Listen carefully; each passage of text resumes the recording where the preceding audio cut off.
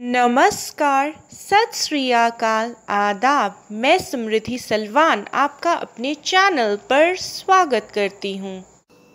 जब सिकंदर भारत आया तो उसकी मुलाकात एक फकीर से बड़े ही विचित्र ढंग से हुई। सिकंदर को देख फकीर उस पर हंसने लगा। फकीर को अपने आप पर हंसता देख सिकंदर को बड़ा ही विचित्र महसूस हुआ।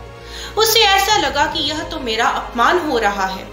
सिकंदर ने उस फकीर की ओर बड़े ही गुस्से से देखा, लेकिन फिर भी वह फकीर जोर जोर से ठहाके लगाकर हंसने लगा।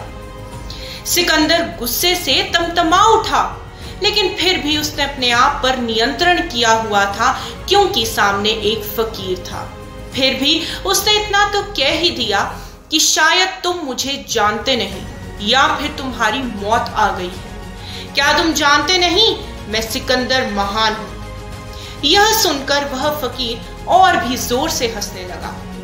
उसने सिकंदर को कहा कि मुझे तो तुम में कोई भी महानता नजर नहीं आती। मैं तो तुम्हें बड़ा ही दीन व दरिद्र देखता हूं। यह सुनकर सिकंदर कहने लगा, मुझे लगता है तुम पागल हो गए। मैंने दुनिया जीत ली है। ऐसा कोई नहीं है दुनिया में जो मेरे आगे अदब से सर ना झुकाता हो। तब यह सुनकर फकीर कहने लगा कि ऐसा तो कुछ भी नहीं है। तुम अभी साधारण ही हो, फिर भी तुम कहते हो तो मैं मान लेता हूं। कहो तो तुमसे एक सवाल पूछता हूं। तब सिकंदर थोड़ा शांत हुआ और उसने फकीर से कहा, हाँ पूछो। तब फकीर ने सिकंदर से कहा कि मान लो तुम रेगिस्तान में फंस गए हो। दूर दूर तक तुम्हारे आसपास पानी का कोई साधन, कोई स्रोत नहीं है। हरियाली भी नहीं है कि कोई बाशिंदा मिल जाए। तुम खोजो और पानी मिल जाए तो एक गिलास पानी के बदले तुम क्या दोगे?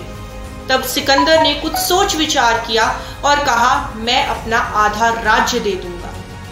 फकीर बोला कि अगर वह तुम्हारे आधे राज्य से न माने तो? तब सिकंदर ने कुछ सोच विचार किया और फिर बोला, इतने बुरे हालात में तो मैं अपना पूरा राज्य दे दूंगा। फकीर जोर से हंसने लगा और बोला, तुम्हारे राज्य का मूल्य है सिर्फ एक गिलास पानी, और तुम ऐसे ही घमंड में चूर हुए जा रहे हो। यह सुनकर सिकंदर उस फकीर के चरणों में झुक गया।